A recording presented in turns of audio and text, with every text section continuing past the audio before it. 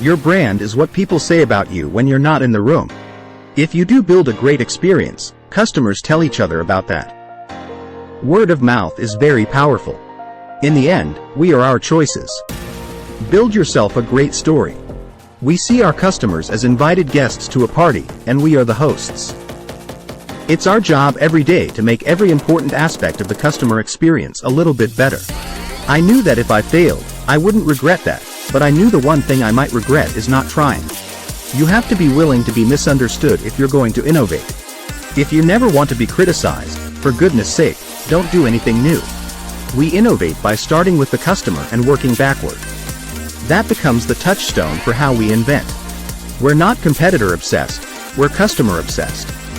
We start with what the customer needs and we work backward. What we need to do is always lean into the future. When the world changes around you and when it changes against you, what used to be a tailwind is now a headwind. You have to lean into that and figure out what to do because complaining isn't a strategy.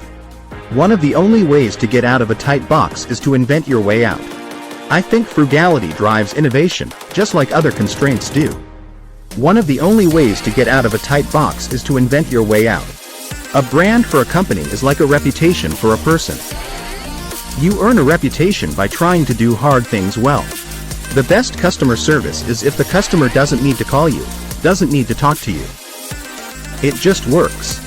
We've had 3 big ideas at Amazon that we've stuck with for 18 years, and they're the reason we're successful. Put the customer first.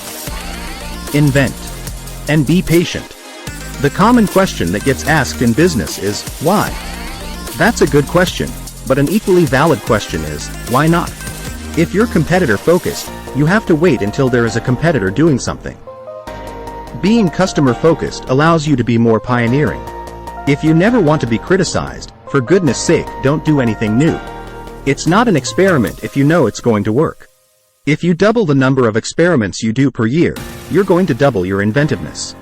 If you want to be inventive, you have to be willing to fail. Life's too short to hang out with people who aren't resourceful. I strongly believe that missionaries make better products. They care more.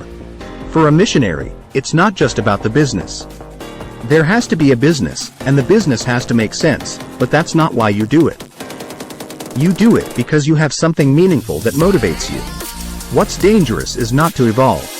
Experiments are key to innovation because every experiment is a failure in some way. If it were guaranteed to work, it wouldn't be an experiment.